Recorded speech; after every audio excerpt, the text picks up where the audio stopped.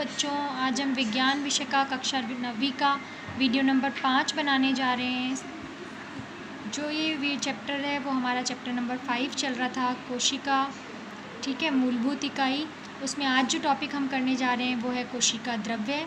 क्या होता है कोशिका द्रव्य? कोशिका के अंदर जो केंद्रक और कोशिका झिल्ली के मध्य जो द्रव्य पाया जाता है उसे हम तरल गाढ़ा जो द्रव्य होता है उस द्रव्य को कोशिका द्रव्य कहते हैं। वापस से बोल रही हूँ, मैं रिपीट कर रही हूँ कि मान लीजिए कोशिका की कोई केंद्रक झिल्ली है और ये केंद्रक झिल्ली के बीचों बीच केंद्रक है, केंद्रक झिल्ली है, ये बीचों बीच केंद्रक है और ये कोशिका झिल्ली है।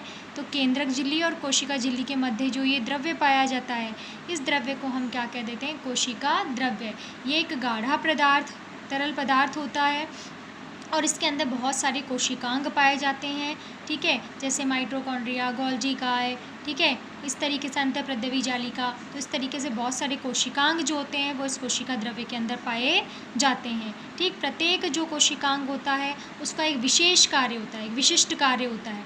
ठीक है, और कोशिका द्रव्य और जो कोशिका द्रव्य है और जो केंद्रक है दोनों मिलकर जीव द्रव्य कहलाते हैं। कोशिका के अंदर क्या क्या पाया जाता है? बीचों बीच केंद्रक और उसके चारों तरफ क्या पाया जाता है? कोशिका द्रव्य।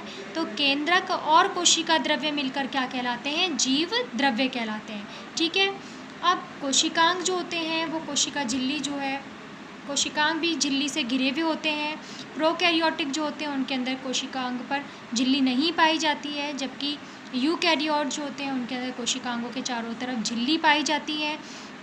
जैसे वायरस है तो वायरस जो होती है उसकी कोई झिल्ली नहीं होती है, इसलिए वायरस जब किसी जीव के शरीर से बाहर रहता है तो निर्जीव की भांति व्यवहार करता है और जब वो किसी जीव के शरीर में प्रवेश कर जाता है तो वो सजीवता के लक्षण प्रकट करता है और तेज़ी से अपनी संख्या में वृद्धि करता है। इसे हम क्या कह देते हैं? बहुगुणन। क्या कह देते हैं? बहुगुणन।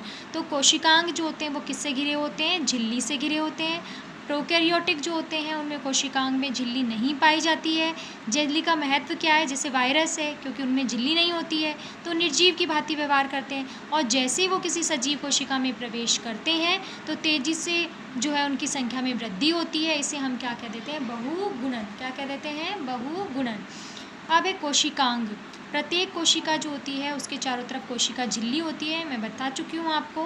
तथा कोशिका झिल्ली जो होती है उसमें जो है कोशिका जो होती है उसमें स्थित पदार्थ जो होते हैं उन्हें से कोशिका झिल्ली जो होती है बाह्य वातावरण से उनको अलग करती है। ठीक है, कोशिका के चारों तरफ कोशिका झिल्ली होती है जो कोशिका में स्थित जो पदार्थ होते हैं उन्हें बाह्य वातावरण से क्या करती है? अलग। जैसे कोशिका झिल्ली है, बाहर कुछ पदार्थ होंगे तो ये बाह्य वातावरण से कोशिका झिल्ली इस कोशिका के अंदर उपस्थित जो पदार्थ हैं उनको क्या कर रही है? अलग करने का काम करती है। अब कोशिका में बहुत सारी कोशिकांग है, ये हम पढ़ चुके हैं। तो हम जो पढ़ने जा रहे हैं अब कि कौन कौन से कोशिकांग होते हैं। यूकैरियोटिक कोशिका जो होती है उनमें झिल्लीबद्ध कोशिकांग होते हैं, जैसे अंतःप्रद्रवी जालिका, गोल्जी काय, है ना। ऐसे अंतःप्रद्रवी जालिका, गोल्जी काय, माइटोकॉन्ड्रिया, प्लास्टिड ये जो होते हैं ये दोहरी झिल्लीबद्ध कोशिकांग है। तो लाइसोसोम जो होता है वो एकहरी झिल्लीबद्ध कोशिकांग होता है। ठीक है, अब हम एक एक करके सभी के कार्यों को विस्तार से पढ़ेंगे। सबसे पहले बात करते हैं अंतःप्रद्रवी जालिका का। आपको ये चित्र स्पष्ट रूप से दिखाई दे रहा होगा, ये वनस्पति कोशिका या पादप कोशिका का चित्र है। ये देखिए केंद्रक है और ये कोशिका झिल्ली के बाहर ये कोशिका भित्ति पाई जाती है इनके अंदर।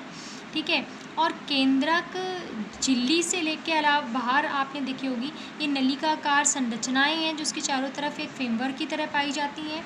इसी तरह इसके अंदर देखिए ये जंतु कोशिका है, ये केंद्रक झिल्ली है और उसके चारों तरफ ये जो संरचना आपको दिख रही है नलिकाकार, ये कहलाती है अंतःप्रद्रवी जालिका। तो जिसके बारे में हम कोशिकांग के बारे में पढ़ने जा रहे हैं वो है अंतःप्रद्रवी जालिका, है ना, एंडोप्लाज्मिक रेटिकुलम, इसलिए इसे ER शॉर्ट में कहते हैं।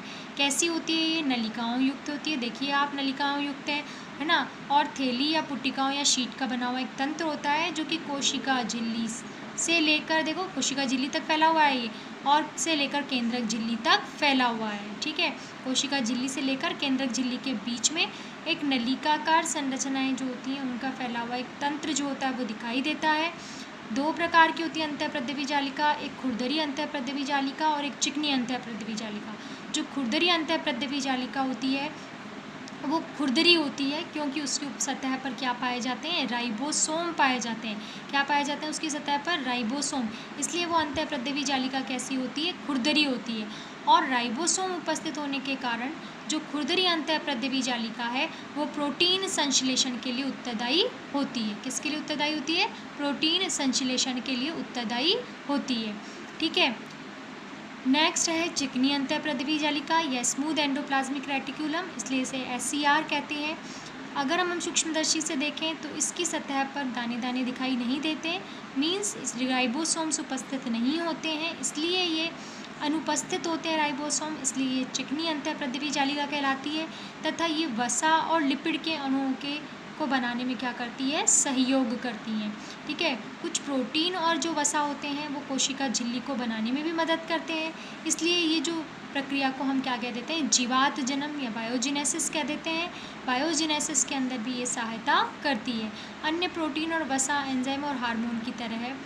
अन्य प्रोटीन जो होते हैं और वसा जो होते हैं वो एंजाइम और हार्मोन की भांति भी कार्य करते हैं। ठीक है, क्योंकि प्रोटीन, एंजाइम और हार्मोन जो होते हैं वो प्रोटीन के बने होते हैं, तो अन्य प्रोटीन और वसा जो होती है वो एंजाइम और हार्मोन की तरह भी कार्य करती है। अब ER जो होती है वो कहाँ से कहाँ तक फैली हुई है, केंद्रक झिल्ली से लेकर कोशिका झिल्ली तक, इसलिए पदार्थों के परिवहन में सहायता करती है। नंबर 1, कोई पदार्थ उसे केंद्रक झिल्ली से कोशिका झिल्ली तक पहुँचना है तो उसके लिए ये एक तरीके से परिवहन प्रदान कर रही है, तो परिवहन में सहायक है। ये कोशिका का एक कंकाल भी बना रही है, क्योंकि कोशिका अंदर नलिकाकार रूप से अधिकतर भाग को घेरे हुए है, तो कोशिका का कंकाल की भांति भी ये कार्य करती है।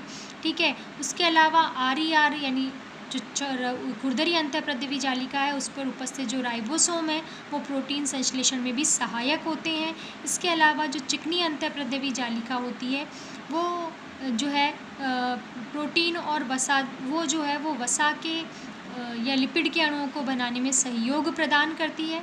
तो कशेर युग में जो यकृत कोशिकाओं में जो SCR होती है यानी चिकनी अंतःप्रद्रवी जालिका जो होती है वो विष और दवा के निराविषीकरण में भी सहायता प्रदान करती है। तो एक तो परिवहन में सहायता करती है, नंबर 1, दूसरा पदार्थों का परिवहन करती है, नंबर 2 कि वह कंकाल की भांति कार्य करती है, नंबर 3 बहुत सारी रासायनिक क्रियाएं जो होती हैं उसकी सतह पर उपलब्ध होती हैं, जैव रासायनिक क्रियाएं, प्रोटीन संश्लेषण में सहायक है, लिपिड के निर्माण में सहायक है, और जो चिकनी अंतःप्रद्रवी जालिका है वो यकृत के अंदर, जो चिकनी अंतःप्रद्रवी जालिका होती है यकृत कोशिकाओं में, वो विष और दवा के निराविषीकरण में भी सहायता करती है। ठीक है, अगला जो पढ़ने जा रहे हैं हम कोशिकीय उपकरण वो है गोल्जी का है। आप इस चित्र में ध्यानपूर्वक देखिए, ये जो संरचना है यहाँ से लेके यहाँ तक कि चपटी चपटी नलिकाकार, और एक किनारे जो होते हैं वो फूले हुए होते हैं, और लास्ट में साइड में गोल गोल सी संरचना है, ये है गोल्जी का है, इसे हम बोलते हैं गोल्जी उपकरण। सर्वप्रथम इसकी खोज जो होती वो किसने की थी, कैमिलो गोल्जी ने की थी। कैसी है ये, चपटी चपटी पुटिकाओं की बनी हुई, झिल्ली युक्त पुटिकाओं का बना हुआ होता है, एक दूसरे के समानांतर होती हैं। इन्हें झिल्लियों का जो संपर्क होता है वो ER की झिल्लियों से होता है। ठीक है, अंतःप्रद्रवी जालिका जो है उनकी झिल्लियों से इसका संपर्क होता है, क्योंकि उसके समीपित होती है इसलिए उनसे भी इनका संपर्क होता है। जो अंतःप्रद्रवी जालिका है उनके द्वारा संश्लेषित पदार्थ जो होते हैं वो भी गोल्जी काय के अंदर संग्रहित करे जाते हैं, जैसे वसा वगैरह इनका संग्रहण गोल्जी काय करता है। तो जो ये अंतःप्रद्रवी जालिका में लिपिड का फॉर्मेशन होता है, प्रोटीन का फॉर्मेशन होता है, तो वो उनका संग्रहण जो होता है वो कहाँ पर होता है, गोल्जी काय की पुटिकाओं में होता है।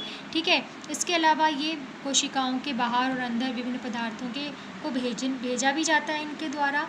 ठीक है, और गोल्जी काय जो होते हैं उनसे लाइसोसोम का निर्माण भी होता है। ठीक, तो ये सभी गोल्जी काय के कार्य हैं। गोल्जी काय जो है या गोल्जी उपकरण जो है उसके अंदर जो है सर्वप्रथम कैमिलो गोल्जी ने इसकी खोज की थी। एक के ऊपर एक समानांतर संरचनाओं की बनी होती है, किनारे फूले हुए होते हैं जिनके चपटी चपटी ना, तो ये सिस्टर्नी कहलाती हैं। वेसाइकल्स और वेसिकल्स जो होते हैं उनकी बनी हुई होती है ये, और जो है इनके द्वारा जो अंतःप्रद्रवी जालिका जो पदार्थ संश्लेषित करती हैं उनका संग्रहण इनके द्वारा किया जाता है। ठीक है, और कुछ परिस्थितियों में ये सामान्य शक्कर से जटिल शक्कर का भी निर्माण करती हैं, लाइसोसोम के निर्माण में भी सहायक है। ठीक है, पादपों के अंदर जो गोल्जी उपकरण होता है इसे डिक्टियोसोम भी कहते हैं। ठीक, दो वो होते हैं इसके, एक तो उत्तल सतह होती है, एक अवतल सतह होती है, ठीक है। 2 सतह इसकी निकली हुई होती है, जैसे सिस और ट्रांसफेज भी कहते हैं, ठीक।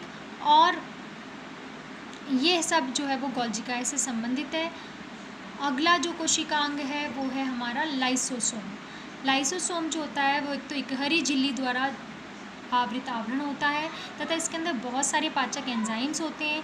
ये पाचक एंजाइम्स मैंने बताया था एंजाइम प्रोटीन के बने होते हैं, और प्रोटीन का निर्माण कहाँ हो रहा है? खुरदरी अंतःप्रद्रवी जालिका में। तो इन एंजाइमों का निर्माण कौन करेगा? खुरदरी अंतःप्रद्रवी जालिका। तो इसमें बहुत सारे पाचक एंजाइम्स होते हैं। लाइसोसोम के लाइसोसोम जो है वो अपशिष्ट पदार्थों को जो है उनका पचन कर डालता है, या कोई टूटा फूटा भाग है कोशिकांगों का या भारी पदार्थ है उनको भी पाचित कर देता है, और कोशिका की सफाई करने के लिए उत्तरदायी होता है। इसके अंदर जो पाचक एंजाइम्स होते हैं वो बहुत ज़्यादा शक्तिशाली एंजाइम्स होते हैं, लेकिन कभी कभी क्या होता है कि कोशिका जो होती है वो खुद ही क्षतिग्रस्त हो जाती है। क्षतिग्रस्त हो जाती है तो लाइसोसोम फट जाते हैं और उसके एंजाइम्स बाहर निकल जाते हैं और वो पूरी की पूरी कोशिका का ही पाचन कर देते हैं। इस कारण इसे हम कोशिका की आत्मघाती थैली भी कहते हैं। वापस से सुनेंगे, लाइसोसोम एक इकहरी झिल्लीबद्ध कोशिकांग है। इसमें बहुत सारे पाचक एंजाइम्स पाए जाते हैं, और पाचक एंजाइम्स जो होते हैं वो खुरदरी अंतःप्रद्रवी जालिका के द्वारा निर्मित होते हैं। ये जो पाचक एंजाइम्स होते हैं ये अपशिष्ट पदार्थों को निपटाने का काम करते हैं। कोई टूटा फूटा कोशिकांग है उसको पाचन कर देते हैं, ठीक है, और एक तरीके से कोशिका की सफाई करने का काम कर देते हैं। इसमें बहुत सारी शक्तिशाली पाचक एंजाइम्स होते हैं, और कभी कभी ऐसा होता है कि कोशिका खुद क्षतिग्रस्त हो जाती है। जब कोशिका क्षतिग्रस्त हो जाती है तो लाइसोसोम फट जाते हैं और उसके एंजाइम पूरी की पूरी कोशिका का पाचन कर डालते हैं। इसलिए इसे कोशिका की आत्मघाती थैली भी कहते हैं। ये बहुत इंपॉर्टेंट है, इस पर बहुत बार प्रश्न पूछा जाता है कि कोशिका की आत्मघाती थैली किसे कहते हैं। तो कोशिका की आत्मघाती की थैली किसे कहते हैं? लाइसोसोम को कहते हैं। आज के वीडियो में इतना ही। नेक्स्ट कोशिकांग जो है वो हम नेक्स्ट वीडियो के अंदर पढ़ेंगे।